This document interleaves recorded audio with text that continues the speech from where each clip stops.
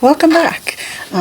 Glad to see that you made it back and are still interested in learning more about our first campaign. As before, you can find the link to the actual blog with all of this information as well. If you want to, peruse at your will there, you can find it down below. And that'd be, great way to also experience all of this if this is something that you find interesting. Today we are going to jump in and meet our first cast of characters for who was involved in our campaign at the beginning. I do have to say at least one of these characters came in not right away because we added a person about a few weeks into where we were, but they, just got right in there and it was great. So without further ado, I'll just go through. I'll probably do them alphabetically just because, it works. So the first character that we had was a Aarakocra, but he was a duck Aarakocra, which was unusual. One of my friends thought that was super cool, and honestly, we still talk about it. So obviously it was what he was going for. But anyway, so he was a duck Aarakocra named William Drake, or Bill for short. Yeah, Bill, duck, Bill. And he came from the south. He was from a noble family from a lake region of the south called the Erie on the Water, which he used to talk about all the time, to ad nauseum sometimes. And he was a fighter, and he was kind of protective of the rest of the group. He was very noble. You could see his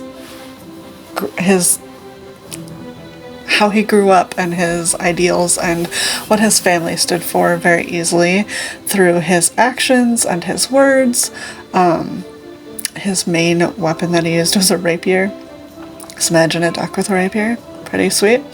Yeah, he was a pretty cool guy. He did not make it to the end of the campaign, but not necessarily because of any specific reasons. There were some things that happened about halfway through that we'll go through that did change some characters, but didn't necessarily result in character deaths. Yeah, he was our first starting character. And then the next character was named Inara.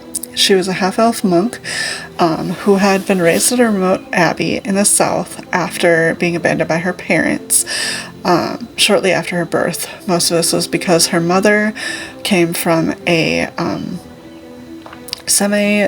noble family, very important noble family, and her father came from not that area and was an elf, and not well known. It does get fleshed out, so I'm not going to give you any spoilers about that whole situation. But anyway, because of growing up like this, she was not sure of her heritage, and was kind of lost in some ways for a while, and naive, because of how she grew up being sheltered and everything. At the beginning of everything, she leaves because she's poised to be the next ruler of or not ruler, I guess they don't really have a ruler, the next head monk. I don't remember what the I had a term for it, okay? It was my character. I don't remember what the head monk is called, but anyway, she was supposed to be the head of the, monastery, and was being taught as so, and she was going on this pilgrimage basically to figure out if she had the mettle to become this, and met everyone else. And the biggest other point of her story that had anything to do with anything was that she carried a stone around her neck that was given to her by her parents before they left, and that's the only thing that she had of her parents. She doesn't know anything else, but she knows it was important. The next character was named Malvis, and I'm gonna butcher this, but his full name was Malvis Armand Modiri Albachan. Yeah. He was a tiefling warlock who came from the south as well. He was part of a noble, almost royal family, and suffered some injustices before he left within his family with his brother and his brother's to-be wife, and there was a whole bunch of different issues there that made him leave. He carried a perfume bottle that was where he could go and commune with his patron. So he's a genie patron. And you get the sense that his patron, even in the beginning, is not the greatest person in the world. But we were surprised to find how not great she was. In the beginning, Malvis is pretty this like troublesome member of the group. He likes to play jokes and annoys the others, especially, certain people of it. And just all over it, you could tell that he was probably running from being put into something else because of his, general lack of caring about serious nature of anything. But don't get me wrong, he is not the worst person ever. Okay? The other two that I'm going to mention, they originally, from the very, very beginning, weren't there.